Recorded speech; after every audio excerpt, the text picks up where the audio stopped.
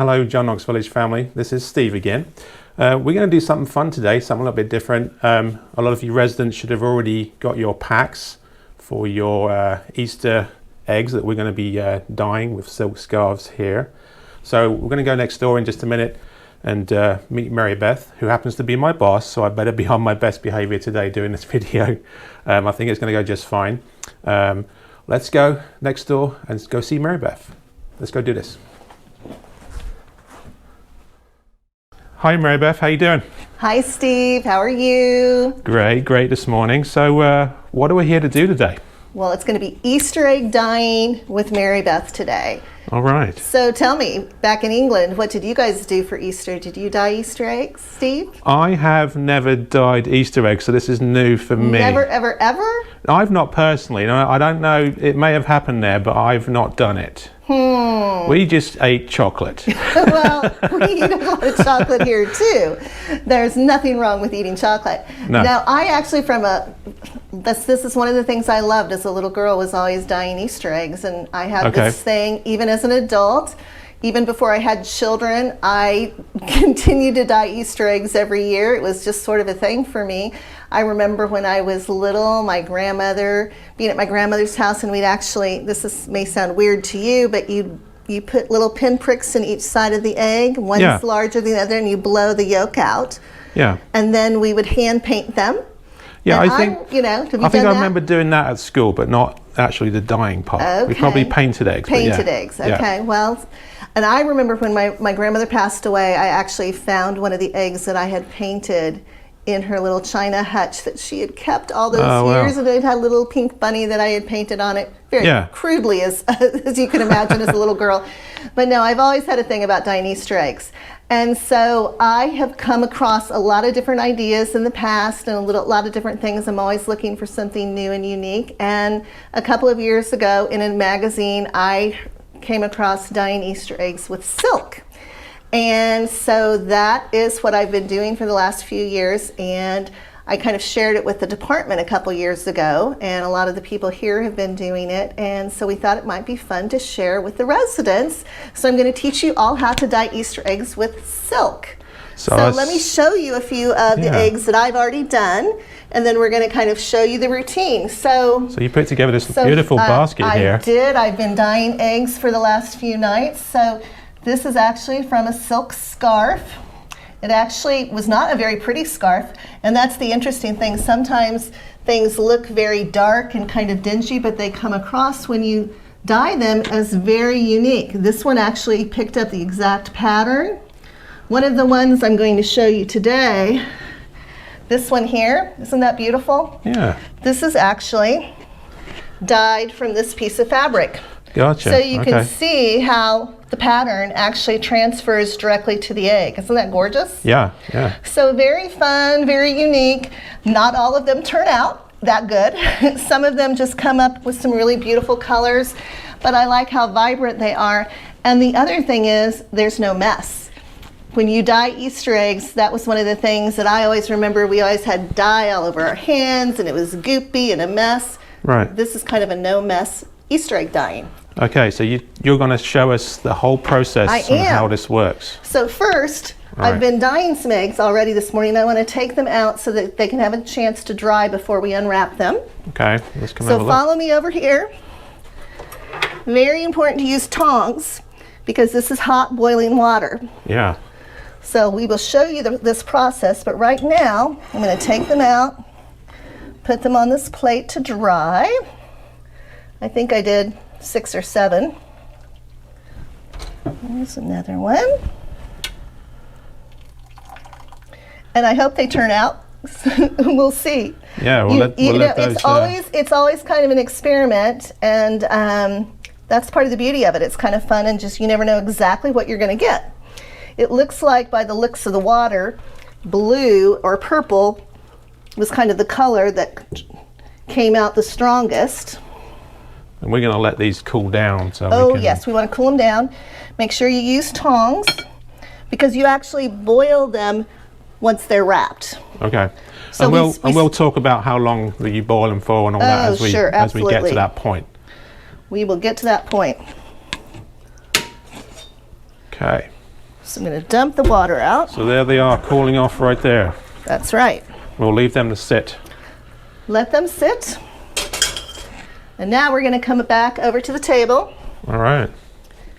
And I'm going to show you how to do this. Now, all of you hopefully have come by one of the concierge areas and picked up a craft packet that we put together for you. What we did is you should have 2 pieces of silk fabric.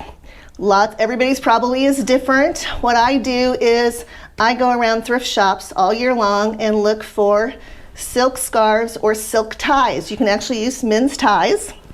I think scarves work better just because it's easier. So it has to be silk? Has to be 100% silk. So what's the reasoning for the silk?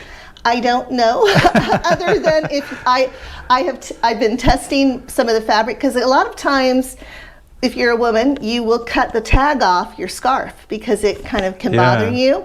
So you don't always know if it's 100% silk. So I will sometimes buy something and I'm not quite sure if it's 100% silk or not. And so I'll come home and I'll think, oh, it's beautiful. This is going to make great eggs. And then it's not. It doesn't work. So it has to be 100% silk. So if for some reason it doesn't work, your scarf was not silk. Probably so. Yeah. Exactly. And like I said, most men's ties are 100% silk, but you have to take them apart and then you only get maybe 3 eggs out of it. But if you buy a nice big silk scarf, you can get sometimes 8, 10, 12 pieces out of it. So you cut, so if you didn't have a chance to get one of our packets, so you can go to your closet, see if you have an old 100% silk scarf or tie that you don't want anymore, because you're going to have to cut it up. But if you don't want it anymore, go ahead and you can grab those and see what you can do. And for anybody else watching, we're going to put this on YouTube as well as our JKTV here for our residents. For anybody else watching on YouTube, we'll put a list of those items that you need on the bottom there. So if you want to go out and hunt for those items, you know exactly what to get. Perfect. So we're going to start out with, I showed you this fabric. This is the fabric that actually was used to do this egg. And you can see how the design actually transferred as well. Yeah. Isn't that cool? Yeah, very cool. Very fun. Very fun. So to make this happen, let's just use this. We actually use an egg, and this is a raw egg. It's not boiled yet. Okay, so you have to be careful. You don't want to break it and squish it into the fabric. My first question is, does it need to be a white egg or do brown eggs work?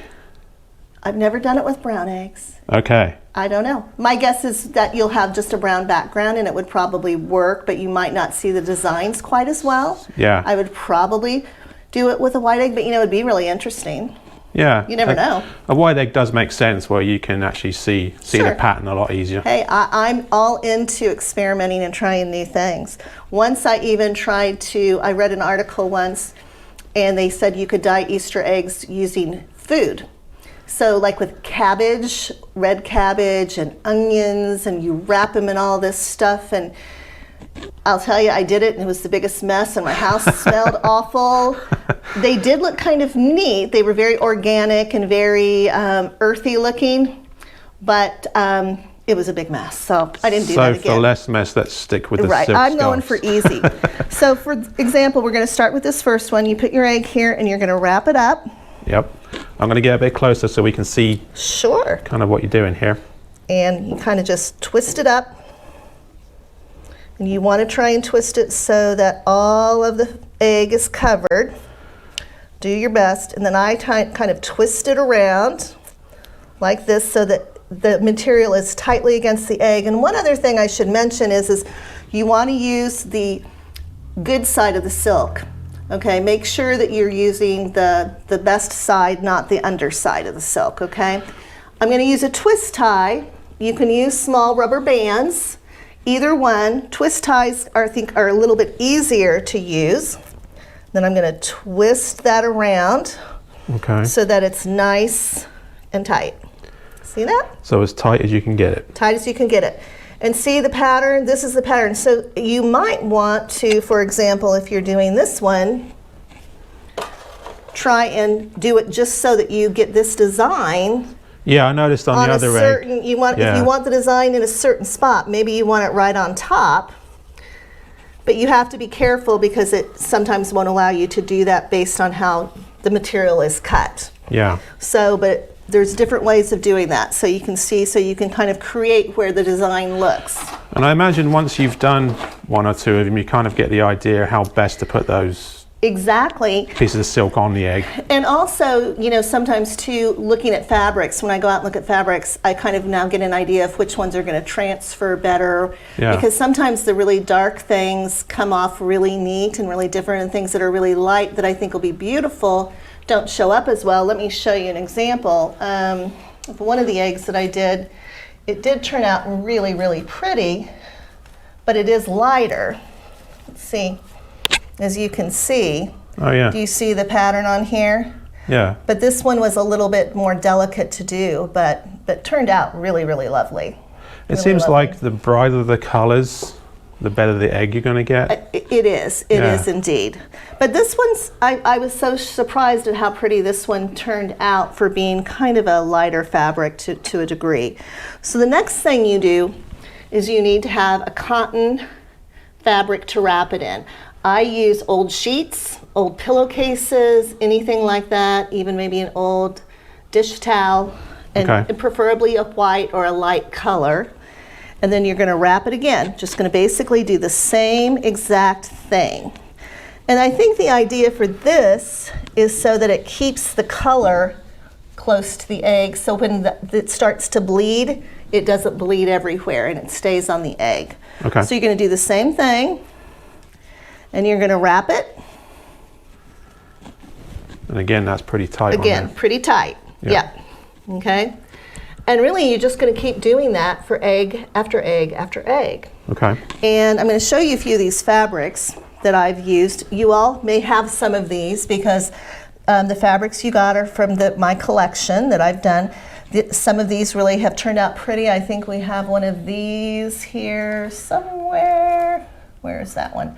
Oh, actually, interestingly, it's this one, which looks very purple because it must have been dyed because I think the blue really died off. But if you see the leaves, you can see the leaves here. Yeah. And a little bit of the flowers. Kind of interesting. Mm-hmm. Another thing, don't be afraid of geometric patterns and red and black. That would be really cool, that one. Red, black, and white actually. Is that it right there? It's not the exact. I had a different one, and this one actually had some daisies on it, you can see, but actually red and black turns out really interesting. Yeah, that's cool. On eggs. So, and then let's see, I think this one, I know that a lot of you had this fabric. This one actually came out really pretty. This is one I found recently. So a lot of different options. Paisleys work nicely.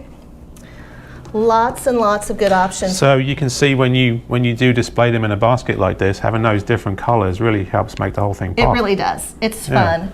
I think you can amaze your children and your grandchildren by doing this. Absolutely, do that. I'm going to grab my pot here. Okay. Yeah, you can see all the different colors in there. It looks amazing.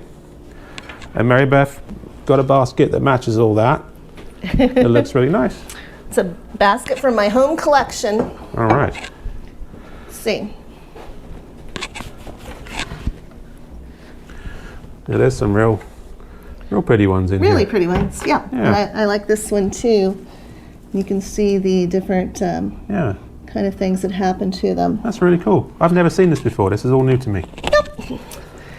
So if you're going to keep doing more eggs, I'm just going to show you the one today. You all have two. I would do it in a small little saucepan. This pan's a little bit too large, but the ones I did, you can see. So what you'll do is you'll put these in a pan. Okay. Fill it up. You want the eggs to be covered with water. Okay. And then what you're going to do is, and for some reason I got the largest jug of vinegar in the world. I'm not sure why, but 3 to 4 tablespoons of vinegar you're going to add to the water. Okay? So does the vinegar help it to set on the egg? I guess it does, and it helps with the dye, kind of releasing the dye, I believe. Right. So if I'm you don't, not sure if what you don't the chemical use, process is, Steve. Imagine if you forget to put the vinegar in and your eggs don't come out right. That's probably why. Could very well be. Yeah. Okay. So that's what you do, and then you're going to put it on the stove. and you're going to bring it to a boil and let it simmer for around 20 minutes. Okay. And then you're going to do what we did earlier. Use your tongs carefully, take them back out, let them rest for a minute. And now we're going to unwrap them and see what happened. Okay, now the exciting part. So these are the ones that I wrapped earlier today, and we'll see how they turned out. Now, you may have to use scissors. Okay. I actually used rubber bands for mine, and you can see they actually melted. Oh, yeah. So we shall see. This is egg number 1 here. All right, I'm going to get closer again so we can see the unwrapping here. See the unwrapping. Woo! So see on this one, I'm going to snip it. It's nice and cooled down now. Oh, look at that one. And actually, that is the same one as this one, same fabric. Okay. But it just sort of kind of blended and it didn't give the actual colors as much. So hard to know why, but still very kind of fun and multicolored. So do you have to be careful how you pick that up now? Is it set on the egg okay, or does it need to dry any? I usually try and let them dry for a minute or two, you know. But it won't rub off though if you... maybe just a tad. Okay. Maybe just a tad. So just be careful about picking them up. But this fabric was actually brown. Okay. When it started, okay. And let's see what this one did. This is a very floral fabric.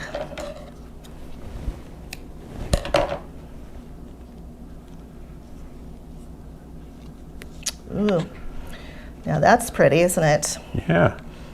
See? Oh, it has a little design on the side as well. Very nice. See all kinds of interesting little shapes and things there.